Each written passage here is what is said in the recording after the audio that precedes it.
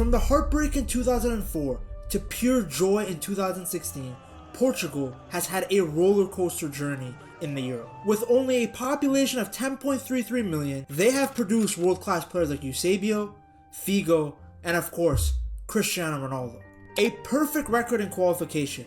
You know, the perfection, 30 points in 10 games. With Ronaldo supported by some of the best young players in the world, does Portugal have the qualities to add another Euros trophy to their locker? You have the best player in the world who can think in something special.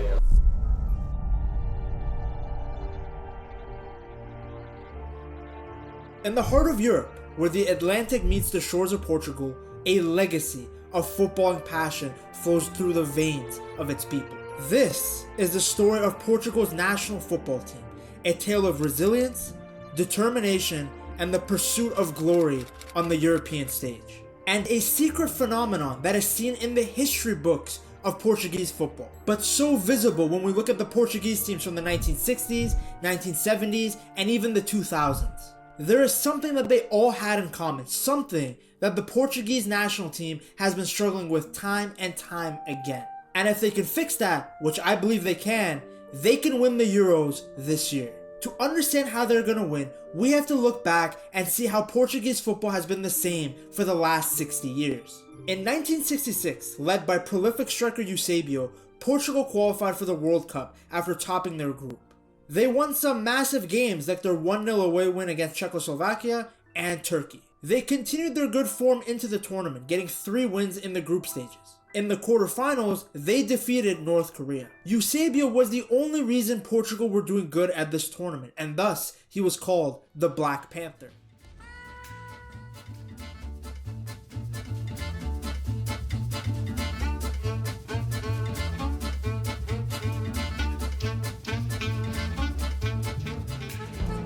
The greatest ever footballers.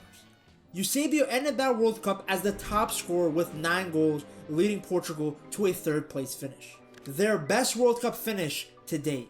Portugal would have to wait 18 years after this photo to return to the major international football stage, Euro 1984. They had to wait 18 years for another player to carry the team back to the top. And this time, led by the genius of Shalana and a dream, Portugal had to face the hosts, France. Led by Michel Platini and having the advantage of the home crowd, France was seen as the overwhelming favorites. And the game could not have started worse for Portugal. In the 24th minute, from a direct free kick at the edge of the Portuguese area, France took the lead with a brilliant strike. Even with the lead, France was ruthless going forward. The Portuguese, led by Shalana, tried to counter the French, but were unsuccessful. That is, until the 74th minute. The ball was crossed from the left side to Jordão, who headed it in. Portugal had sent the game to extra time. In the 98th minute, the unthinkable happened. Shalana weaved his way left and right to get space to cross the ball in. He found Jordão in the box and he volleyed the ball in to the back of the net. Against all odds, Portugal had taken the lead against the hosts. France was in shock. Portugal tried to hang on frantically while the minutes ticked down. They could only hang on for so long. France scored in the 114th minute to equalize, followed by a Platini goal in the 119th minute to win the game. You're going to see this repeated pattern time and time again with Portugal throughout their history. When we look at previous Portugal teams, we see an over-reliance on the star player. They're always dependent on the Eusebios, Shalanas, and the Ronaldos. But whenever Portugal has more than one player to rely on, they play some of the most beautiful football. Like in 1996, when we began to see the rise of Portugal's golden generation. The exact reason why Portugal won Euro 2016. I know that there's no real connection between Portugal's golden generation and the Euro 2016 winning squad, but let me explain. Whenever Portugal don't rely on the star player effect, there is a different unit on the pitch. Like how they won the consecutive FIFA Under-20 World Cups in 1989 and 1991, with players such as Rui Costa, Ricardo Carvalho, Pinto, Luis Figo, Pauleta. Now those players were going to lead the national senior squad in the 2000s Euros. This was the first time that Portugal had more than one player to rely on, and they were tested immediately in the match against England. They found themselves down 2-0 to England in the first game. If they had a Eusebio or a Shalana, they would have put all their faith in him in proper Portuguese fashion. But this is where the entire team stepped up. Figo scored an absolute rocket to bring one back.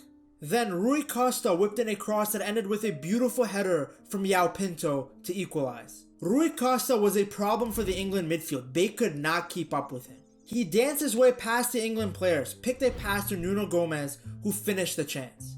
Portugal had clawed their way back from down 2-0 to take the 3 points. After that game, they picked up another 2 hard-fought wins against Romania and Germany to get to the knockout rounds. See, the history says it all. When the Portuguese play as a unit and don't rely on their star player, they can achieve anything they want. This time, the Portuguese played as a unit and showed the world what genuine teamwork looks like. In the knockouts, they beat Turkey to keep their perfect record intact and showed the world that they were genuine contenders for the crown. But they still had one massive team to get by: France. This team had Zidane, Vieira, Petit, Perez, Henry, Anelka, and a few more stars. But Portugal were not scared. 19 minutes in, Nuno Gomes scored to take the lead. The lead, however, only lasted until the 51st minute, where Thierry Henry scored the equalizer. Despite the chances from Petit and Abel Xavier, the game went to extra time. But then, France got an opportunity. Trezeguet was through on goal, but Vitor Bahia dove at his feet, denying his effort. The ball fell to Wiltord to strike from a tight angle, but his shot hit the side netting. Or so everyone thought. Immediately after the shot, Wiltord and Trezeguet ran to the referee in protest with their arms raised high. They were claiming handball. After consulting with his linesman, the referee agreed with the Frenchman, and it was heartbreak for the Portuguese. See, sometimes football is unfair. The golden rule still existed back then, and Portugal, with the free-flowing football they played, couldn't go any further in the tournament because of this unfortunate incident. The Portuguese national team has always suffered from a curse: the problem of relying on a single messiah. And whenever in a few years they have a couple of players sharing the responsibility, they play some majestic football. The 2024 Euros is where we are going to see this pan out. The team has a well-balanced, talented squad on the pitch. I mean, look at this starting lineup. Every player here is a specialist in their position. There is no single messiah on the pitch, and we know how the Portuguese are when it comes to playing football. And this is the reason I believe they have the best chance to win the whole thing. I mean, hear me out. Back in 2004, Portugal hosted the Euros. With Luis Felipe Scolari as manager, along with Figo, Rui Costa, and a young Cristiano Ronaldo, they came into the tournament as favorites. Despite being upset by Greece 2-1 in the opening game, Portugal beat Russia and a strong Spain side to get out of the group stages. In the next round, they played England. It was an entertaining clash, the golden generation of Portugal versus the golden generation of England. England took the lead with a goal from Michael Owen, but Portugal equalized with a header from Helder Postiga, and then took the lead from a beautiful goal from Rui Costa. They thought that Rui Costa's goal had sent them to the semi-finals. But minutes before the end of the game, Lampard scored to send the game to penalty. Thanks to Portuguese goalkeeper Ricardo making a save without his gloves, then finishing his own penalty, Portugal beat England, advancing to the semi-finals. This is clearly why I say the whole team is at play when it comes to international tournaments. You need your goalkeeper to be as in form as your striker. Thanks to their ability to work together as a team, Portugal had made it back to the Euros final for the first time since 1964. Although they lost to Greece, they had got further in the tournament than before when they were relying on one player like Eusebio. Portugal learned from their loss, understanding that they have to work together as a team defensively as well. Their attacking play was good throughout the tournament, but it was a lack of focus defensively that cost them the trophy. In 2016, Portugal made it back to the Euros final for the first time since 2004. This time, taking on France. Led by Antoine Griezmann, Paul Pogba, and Olivier Giroud, France was confident that they had what it takes to lift that cup, just like they did in the 2000s. Just 8 minutes into the match, Dimitri Payet went into a challenge with Cristiano Ronaldo that left the Portuguese captain on the ground in tears. He was in a lot of pain. Ronaldo tried to play through, but he couldn't. As he was taken off in a stretcher, reality sank in for the Portuguese team. If they were to win this final, they would have to do it without their best player. It was going to have to be a team effort. France attacked and attacked, but they couldn't get by Rui Patricio. France came close to winning the game in the last minute of normal time when André-Pierre Gignac hit the post. With neither team being able to break the deadlock, the game went into extra time. In extra time, Portugal's Rafael Guerreiro hit the crossbar from a free kick. Portugal was getting closer. Just when it looked like this final was going to go to penalties, an unlikely hero stepped up. Eder, a striker that was substituted on at the 78th minute, took the ball, held off Koscielny, and struck it from 25 yards out with a low shot that beat Lloris to his right. The crowd erupted. Ronaldo celebrated on the sideline with his knee covered in tape. The team had broken the star player curse, and every player on the pitch had done their role well to achieve this victory.